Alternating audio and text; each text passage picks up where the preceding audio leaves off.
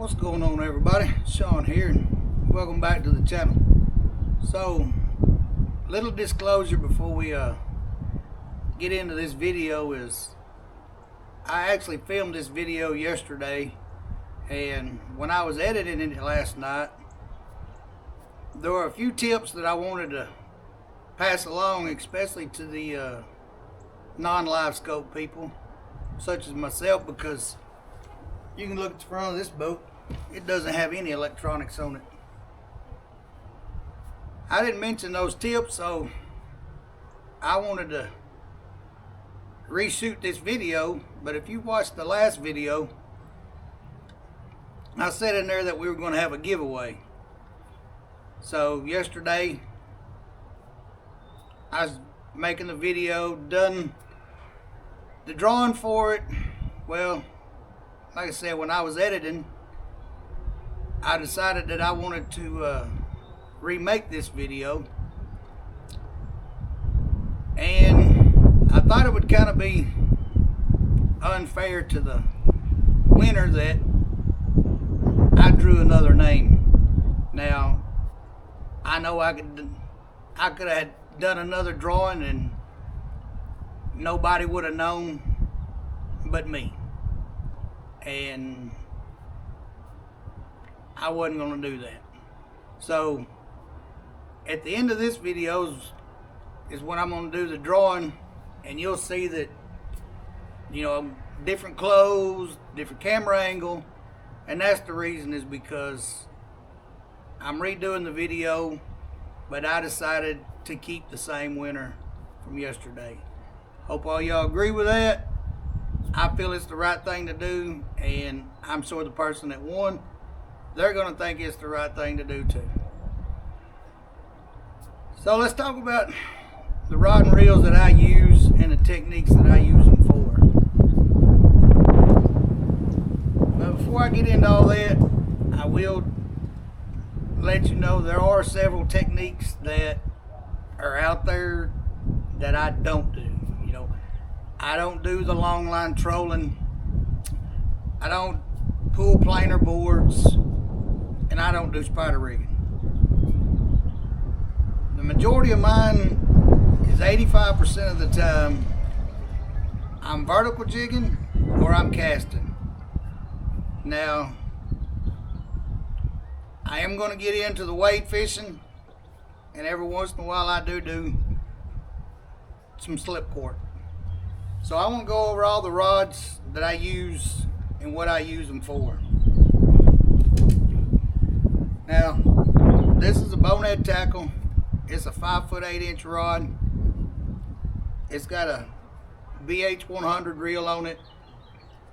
This is strictly my dock shooting rod. That's all that I use this for. I've got 30-pound braid on here. One tip that I will give you about your braid size if you're going to dock shoot is that when you're shooting that bait up underneath the dock, that bait is not going to skip like a rock just flat across the water. That bait's going to hit and it's going to tumble. Well, one thing that I learned the hard way was that when these jig hooks are made, where that circle comes around, there's a little gap right there between the end of that hook and that jig head. Well, when these jig heads are powder painted, that gap is filled in. Well, on a lot of these jigs, you have to scrape that paint off to be able to get your line through there. Well, when you scrape that paint off, you're going to expose that gap. Now, fluke accident, but I've had it happen twice. And that's why I went with a bigger braid size, is because I shot that bait up underneath the dock, the bait tumbled. When I went to reeling it in, I noticed something didn't feel right. Well, get the end of the line in, and all I have is the loop knot. That bait had tumbled the line got in that gap and the jig head fell off. Well, there's two ways you can alleviate that. Either A, go with a bigger braid size, or what I like to use, and they're called no knots, and you can get them on Amazon. I think they're actually for fly fishermen. I use the medium size, and I tie a Palomar knot onto it, and I don't have to worry about losing any more jig heads.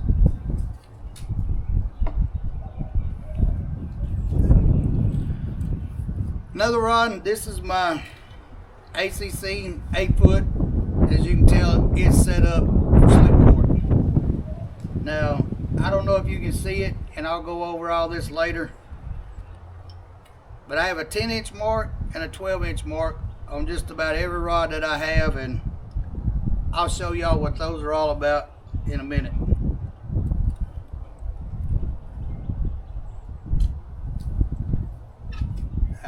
Now, got something about that too later.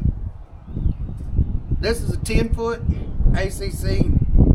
It's got a B&M. It's a BAN02 reel. This is the rod and reel that I'm planning on using for wade fishing.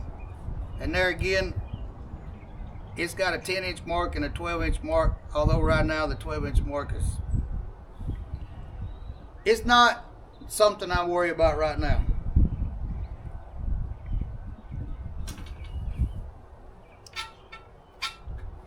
Now, this is another 10-foot rod. It's a bonehead tackle. This one has a BH80 reel on it. And there again, 10-inch mark, 12-inch mark. This is the rod that I use for vertical jigging.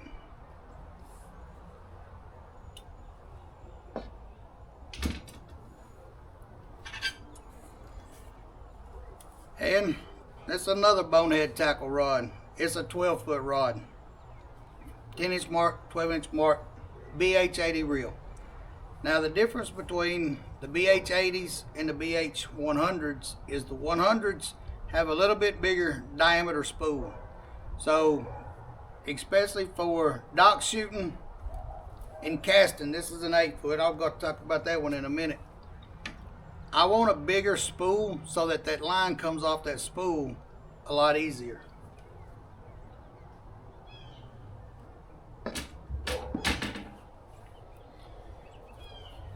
And like I mentioned, this is the bonehead tackle, 8-foot, 2-piece rod, BH100 reel on it. This is the workhorse. This rod gets used more than anything else. Now, 10-inch mark, 12-inch mark. So the 10-inch mark is, here in Oklahoma, we don't have a minimum size fish. Now when I go to Texas, the minimum size is 10 inches. So I measured from right here, there. That way if I ever forget my checker, I know what a 10-inch fish is. Now, for you people that use these long 2-piece rods, there's another mark that I make on mine that you may or may not have seen before. And is, how many of y'all have ever taken these 2-piece rods, put them together, you get it, hold it up, make sure all your eyes are straight. Well, I'm going to show you something that I do with mine that you don't have to do that anymore. I put my rod together, made sure all the eyes were straight, and I took a paint stick and I drew a line from this top section to the bottom section. Now what that lets me do is when I put this rod together, as long as I don't see a gap in there, I know that this top section is fully seated on this bottom section, and if these lines are lined up, I know that all my eyes are straight. So before we talk about the 12-inch mark, there's another mark that I'm absolutely certain nobody has ever mentioned this on YouTube before. And this is for all the non-live scope people. When you spool your reel up, drop your jig to the bottom of your rod. Take this handle and make one full complete revolution. Now I know with this BH 100, it pulls in 24 inches of line. The BH 80s is 18. Now, the reason that you want to know how much line recovery you have and this 12-inch mark is, I know that when I vertical jig, and it really, water depth doesn't matter. We won't take that into account right now. But let's say I want to fish, I'm marking fish at 11 foot, and I got this 8-foot rod. Well, when I'm vertical jigging, my rod tip is usually about a foot off the water. So if I drop the line to the bottom of there, that's 8 foot minus a foot for the distance from the water to the rod tip. Now I'm at 7 foot. I can pinch that line and pull off until I get to 11 foot. Now let's talk about going the other way. So say I want to fish at 6 foot, and I know that this reel brings in 24 inches of line. 8 foot to the bottom of the rod, 1 foot off, now I'm at 7 foot, but we got to get to 6 foot. So if I take this reel handle and I just go half a turn, that's going to pull in 12 inches of line, which is going to put my bait in the 6 foot range. So that's all the rod and reel setups that I use. Now one thing I will pass on, especially to anybody that's new, is these long rods, these 12-foot rods. You get on YouTube and you go to watching these people that are had channels for a while, been fishing a long time, whatever, you're going to see them, they're using these 12, 14, 16 foot rods. My biggest tip to you is, if you're just starting out, do not buy one of these rods. Get you an 8 foot, especially if you're, and we're talking about fishing around standing timber, which is where I do a lot of my vertical jigging at. Get you an 8 foot rod, get comfortable with that rod. Get you a 10 foot rod, get comfortable with that rod. Then get a 12 foot rod, get comfortable with that. When I started vertical jigging, like anybody else, I watch YouTube. Man, these guys using these 12 foot rods, 14 foot rods. That's what I bought. So I'm going to tell you, it's a wonder that this rod did not end up in a lake. I was used to using 8 foot rods, and it seemed like I hit every tree trunk, every limb, every branch. It was aggravating. I just almost wanted to throw this thing in the lake. Instead, I backed down, started using the 10 foot rod, got comfortable with that. Then work your way up. Don't think just because you get on YouTube and you see these guys and they're using all these super long rods that's what you have to use. That's by far the truth. It will save you a lot of headache if you'll start out with a shorter rod and get comfortable with that. Now, like I said,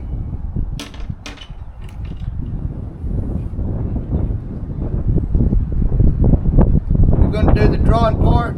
That's going to be back to yesterday's video. I hope everybody agrees with it. I think it's the only fair thing to do. And like I said, I'm sure the winner, they're going to think it's the fair thing to do too. So, hope y'all like this. If you do, hit the like button. Leave me a comment if you think I'm doing the right thing. I think I am. I think it's the only right thing to do. For all of y'all that watched the last video, I told you I was going to be doing a giveaway, and that's probably what y'all was ready for, so we're going to do it. So I told you I was going to be giving away H2O box from Academy. I had a lot of people that subscribed to the channel, commented that they were new. So what I did was I checked out my pegboard, seen what jig heads I had in there. So I'm going to do something I didn't tell you about. Is not only are we going to draw for that box, but I'm going to give away 5 packs of bonehead tackle jig heads, 1/8 ounce. There's a black, chartreuse, orange, pink, and a white. Every color that Bonehead makes in a 1/8 ounce. Now, I'm still new to all this YouTube stuff. I don't know how to do all the giveaways. I'm old, so we're going to go old school. Everybody that commented and subscribed to the channel, I wrote all your names down. Put your name in a hat. We're fixing to draw, so we're going to shake them up a little bit here. Pull this one out. Might have to let me get my readers on to be able to see this.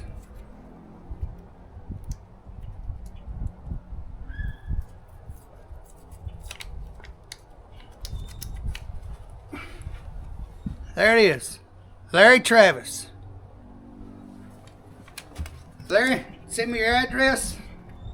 My email is gotalimitOutdoors@yahoo, and I'll get this in the mail to you.